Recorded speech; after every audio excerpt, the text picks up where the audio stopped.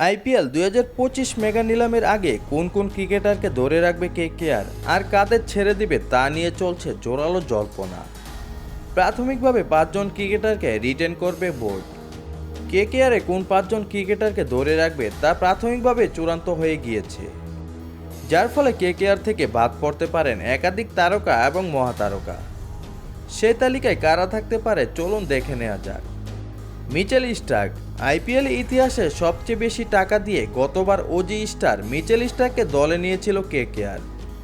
তবে play of এবং final বাদে খুব একটা আহামরি পারফরমেন্স করতে পারেনি তিনি। আর এবার একজনের জন্য এত টাকা খরচ নাও করতে পারে নাইট রাইডার্সের টিম ম্যানেজমেন্ট। এদিকে কেকেআরের জার্সিতে বিগত কয়েক বছর ধরে খেলছেন নীতিশ রানা। একাধিক গুরুত্বপূর্ণ পারফরমেন্স রয়েছে তার। শ্রেয়স আয়ার না থাকায় এক মৌসুম দলকে নেতৃত্ব দিয়েছেন নীতিশ রানা। তবে এবার রিটার্নের নিয়মের জাতাকলে পরে নীতিশ রানাকে রিলিজ করতে পারে নাইট রাইডার্স।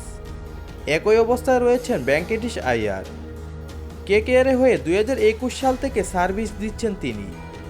কলকাতা নাইট রাইডার্সের হয়ে দ্বিতীয় শতরানকারীও ছিলেন তিনি।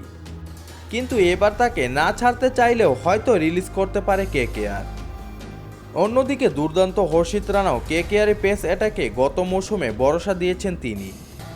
তার স্লোয়ার বল ডেথ ওভারে খুবই কার্যকরী হয়েছিল।